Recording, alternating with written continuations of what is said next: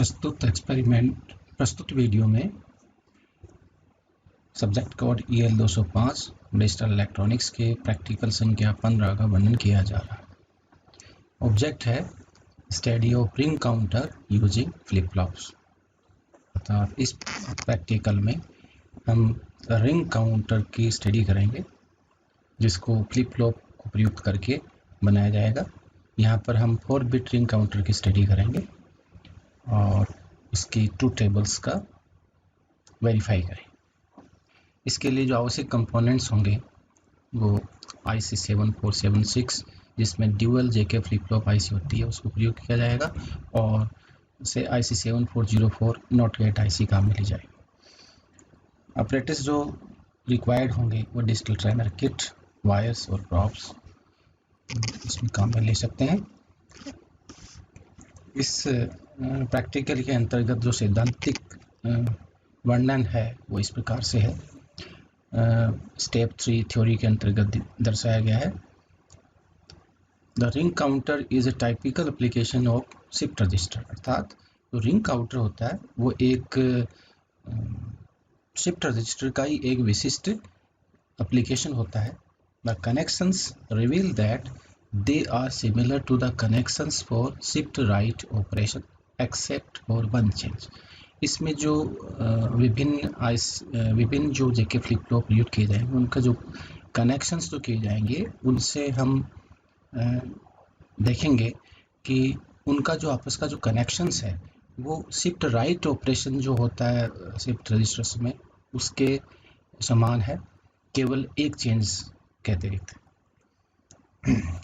Shift counter is special type of shift register. इस प्रकार से हम कह सकते हैं कि शिफ्ट रिंग काउंटर जो है वो एक स्पेशल टाइप का शिफ्ट रजिस्टर ही होता है। इसके लिए जो प्रयुक्त सर्किट डायग्राम होगा वो यहाँ दर्शाया गया है। इस सर्किट डायग्राम में हम 4 बिट रिंग काउंटर स्टडी करने के लिए 4 फ्लिप फ्लॉप प्रयुक्त करेंगे जो 2 ICs में समाहित होंगे और एक नॉट गेट यूज करेंगे। यहाँ पर इन फ्लिप फ्लॉप्स को कैस्केड कनेक्ट किया गया है और जो लास्ट का जो फ्लिप फ्लॉप 3 है, जो 4th फ्लिप फ्लॉप है जिसका आउटपुट Q3 जो है वो फर्स्ट फ्लिप फ्लॉप के J इनपुट पर फीडबैक किया गया है। इसी प्रकार से जो लास्ट फ्लिप फ्लॉप का Q बार आउटपुट है वो फर्स्ट फ्लिप फ्लॉप के इनपुट पर फीडबैक किया गया और प्रत्येक फ्लिप फ्लॉप को इसमें क्लॉक साइमल्टेनियस सप्लाई की गई है तथा फर्स्ट फ्लिप फ्लॉप का जो प्रीसेट है और रिमेनिंग जो 3 फ्लिप फ्लॉप है, दूसरा, तीसरा और चौथा जो फ्लिप फ्लॉप है उनके क्लियर इनपुट्स को रीसेट पल्स से जोड़ा गया है। इस काउंटर की जो ट्रूथ टेबल होगी वो इस प्रकार से हम व्यक्त कर सकते हैं। इसमें जो डेटा शिफ्टिंग होगी वो क्लॉक पल्स के अंतर्गत होगी क्योंकि यहाँ पर जो फ्लिप फ्लॉप काम में लिए गए हैं वो नेगेटिव एज ट्रिगर्ड। अतः इस ट्रूथ टेबल में क्लॉक जो इनपुट के अंतर्गत जो कॉलम है उसमें डाउनवर्ड एरो क्लॉक ट्रांजिशन को दर्शा रहा है। Q0, Q1, Q2, Q3 4 flip flops के आउटपुट को दर्शा रहे हैं और जो लास्ट का जो कॉलम है स्टेट नंबर को दर्शा रहा है। उसमें हमने जो इस काउंटर की जो विभिन्न जो स्टेट बन रही हैं उनको मार्क किया गया, फर्स्ट, सेकंड, 3, 4 और फिर वापस जो रिपीट हो रही है उसको हमने व्यक्त किया है। इस प्रैक्टिकल के अंतर्गत सर्किट का ऑपरेशन निम्न प्रकार से बताया जा सकता है, वर्णन किया जा सकता है। Initially a reset pulse is applied to all flip flops. अर्थात सर्वप्रथम प्रत्येक फ्लिप फ्लॉप को एक रीसेट पल्स अप्लाई किया जाएगा। Hence flip flop 1, 2, 3 will be reset but flip flop 0 will be set, जिससे flip flop 1, flip flop 2, flip flop 3 reset हो जाए, क्योंकि यहाँ पर इनके रीसेट जो इनपुट जो एक्टिव लो है उसको कनेक्ट किया गया है, और फ्लिप फ्लॉप 0 की जो प्रीसेट इनपुट है उसको सिग्नल कनेक्ट किया गया है। तो इस प्रकार से so outputs are Q3, Q2, Q1, Q0 equal to 0, 0, 0, 1। तो इस प्रकार से जो आउटपुट होंगे इन फ्लिप फ्लॉप्स के वो इस प्रकार से हो जाएंगे 0, 0, 0, 1। The clear terminal is made inactive by applying a high level to it. अर्थात तत्पश्चात जो क्लियर टर्मिनल है उसको एक हाई लेवल का सिग्नल अप्लाई करके इनएक्टिव कर दिया जाएगा। The clock signal is then applied to all the flip flops simultaneously। अर्थात जो क्लॉक सिग्नल है वो प्रत्येक सभी फ्लिप फ्लॉप को एक साथ में अप्लाई की जाएगी। Note that all the flip flops are negative edge triggered. यहाँ पर ये ध्यान देने हुए है कि प्रत्येक जो फ्लिप फ्लॉप काम में ले जा रहा है वो negative edge triggered flip flop है। अतः प्रत्येक पल्स के नेगेटिव एज के ऊपर इसमें जो फ्लिप फ्लॉप की एक्टिविटी है वो एक्टिव होगी। On first negative going clock edge, जैसे ही प्रथम क्लॉक पल्स की नेगेटिव एज प्राप्त होती है तो निम्न प्रकार से स्थिति यहाँ सर्किट के अंतर्गत प्राप्त होती है। As soon as first falling edge of clock hits only flip flop 1 will be set as J1 equal to Q0 equal to 1। अर्थात जैसे ही जो प्रथम क्लॉक पल्स की जो फॉलिंग एज प्राप्त होती है तो उस स्थिति में जो फ्लिप फ्लॉप 1 है वो सेट होगा, क्योंकि इस फ्लिप फ्लॉप का जो इनपुट J1 है जो कि उससे प्रीवियस फ्लिप फ्लॉप के आउटपुट Q0 के बराबर है जो ऑलरेडी सेट किया हुआ है अर्थात 1 है, अतः फ्लिप फ्लॉप 1 सेट हो जाएगा। The flip flop 0 will reset because J0 equal to Q3 equal to 0 and there is no change in the status of flip flop 2 and 3। अर्थात जो फ्लिप फ्लॉप 0 है वो रीसेट हो जाएगा, क्योंकि इसका जो इनपुट J0 है वो फ्लिप फ्लॉप 3 के आउटपुट Q3 से कनेक्टेड है जो कि पहले से 0 है, अतः ये रीसेट हो जाएगा। And there is no change in the status of flip flop 2 and 3। और इसके अलावा जो फ्लिप फ्लॉप 2 और फ्लिप फ्लॉप 3 है उनमें किसी प्रकार का कोई परिवर्तन है, क्योंकि उनका इनपुट अभी भी 0 ही है। Hence after the first clock pulse the outputs are Q3, Q2, Q1, Q0 equal to 0, 0, 1, 0। ऐसी स्थिति में जो फर्स्ट क्लॉक पल्स के बाद पश्चात जो आउटपुट हाई प्राप्त होंगे वो Q3, Q2, Q1, Q0 equal to 0, 0, 1, 0 प्राप्त होंगे। इसी प्रकार से हम नेक्स्ट जो क्लॉक पल्स प्राप्त हो रही है उसके अंतर्गत स्थिति को प्रदर्शित कर सकते हैं। On the second clock falling edge of clock at the second falling edge of clock only flip flop 2 will be set as J2 equal to Q1 equal to 1। अर्थात जो सेकंड क्लॉक की जो फॉलिंग एज प्राप्त होती है तो उस स्थिति में फ्लिप फ्लॉप 2 ही सेट हुआ, क्योंकि जो फ्लिप फ्लॉप 2 का जो इनपुट J2 है वो Q1 से कनेक्टेड है और जो ऑलरेडी 1 है, तो ऐसी स्थिति में फ्लिप फ्लॉप 2 सेट हो जाएगा अर्थात Q2 1 हो जाएगा। The flip flop 1 will reset since J1 equal to Q0 equal to 0। अर्थात जो फ्लिप फ्लॉप 1 है वो रीसेट हो जाएगा, क्योंकि इसका जो फ्लिप फ्लॉप का जो इनपुट J1 है वो Q0 से कनेक्टेड है जो ऑलरेडी 0 है, तो ऐसी स्थिति में ये रीसेट हो जाएगा। There is no change in status of flip flop 0 and flip flop 3। और इसके अलावा फ्लिप फ्लॉप 0 और फ्लिप फ्लॉप 3 की स्टेटस में कोई परिवर्तन नहीं होगा, क्योंकि इनके इनपुट J इनपुट्स 0 है। So after second clock pulse the outputs are Q3, Q2, Q1, Q0 equal to 0, 1, 0, 0।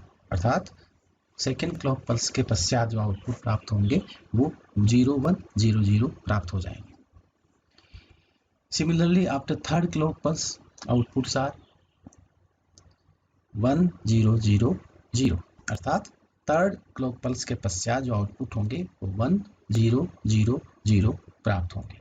इसी प्रकार फोर्थ क्लॉक पल्स के पश्चात जो आउटपुट होंगे वो 0001 प्राप्त होंगे,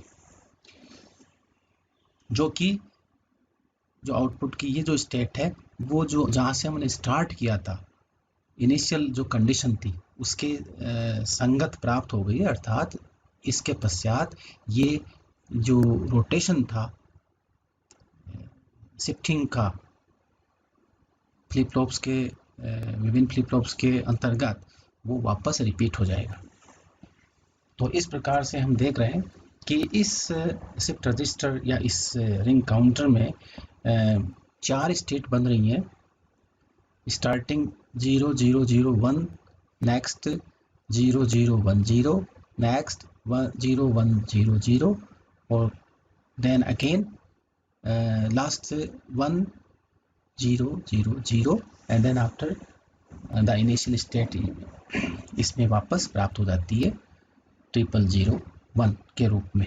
अर्थात एक कंप्लीट साइकिल के बाद में ये वापस ये अपनी स्टेट्स को रिपीट करता। इस प्रकार से हम ये कह सकते हैं कि इस फ्लिप फ्लॉप इस काउंटर में 4 स्टेट होती है और जो क्योंकि इसमें 4 फ्लिप फ्लॉप को काम मिलेगा, अतः इसकी जो नंबर ऑफ स्टेट्स भी 4 होती है।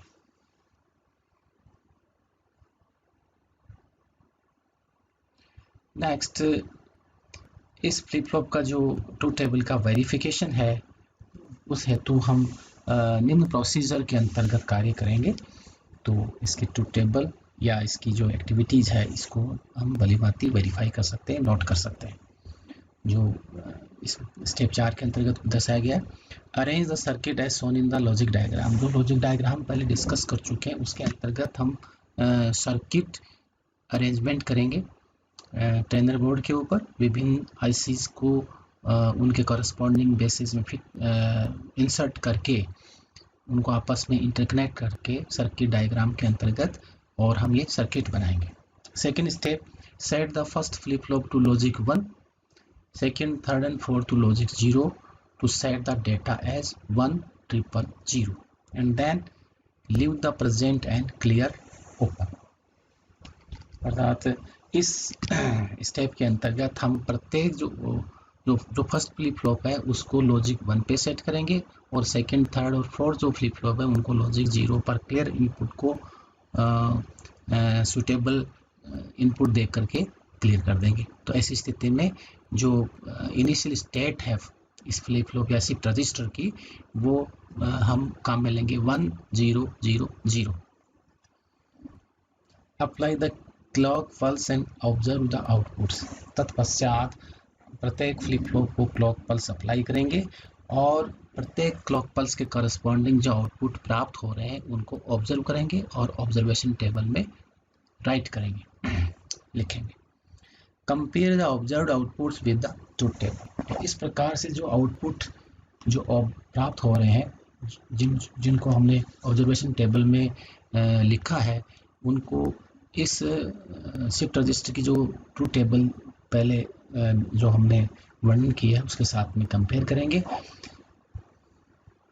और तुलना करने पर हम ये देखेंगे कि उसमें किसी प्रकार की कोई डिसिमिलरिटी है या सिमिलरिटी है। नेक्स्ट स्टेप इसमें ऑब्जर्वेशन टेबल के अंतर्गत दिया गया है जिसके अंतर्गत हम विभिन्न जो इनपुट्स के करस्पॉन्डिंग जो आउटपुट्स प्राप्त हो रहे हैं उनको इसमें टेबल में लिख सकते हैं और दर्शा सकते हैं। जब ये पूरे आउटपुट्स इस प्रकार से प्राप्त हो जाएंगे उनके स्टेट नंबर हम असाइन करेंगे और इन स्टेट नंबर और इस ऑब्जर्वेशन टेबल के जो आउटपुट्स हैं इनका फिर मिलान इस सर्किट की जो ट्रूथ टेबल पहले व्यक्त की गई है उसके साथ में करेंगे। और यदि हम ये पाते हैं कि इसमें परफेक्टली सुसंगत और सिमिलरिटी है तो हम निम्न प्रकार से इस कंक्लूजन पर पहुंच सकते हैं जिसको हम रिजल्ट स्टेप के अंतर्गत इस निम्न प्रकार से लिख सकते हैं। With the above observations, it is found that the observed outputs are same as the truth table of the counter। अर्थात हम ये कह सकते हैं कि जो उपयुक्त जो ऑब्जर्वेशन जो हमने नोट की है उसमें ये देखा है कि जो ऑब्जर्व्ड आउटपुट्स हैं वो बिल्कुल सेम है जो ट्रूथ टेबल काउंटर की दी है उसके अंतर्गत। तो ऐसी स्थिति में हम कह सकते हैं कि thus we have studied 4-bit ring counter using JK flip-flop successfully। और हम कह सकते हैं कि इस प्रकार से हमने 4-bit ring counter using JK flip-flop की स्टडी सफलतापूर्वक पूर्ण कर ली है। That's all. Thanks.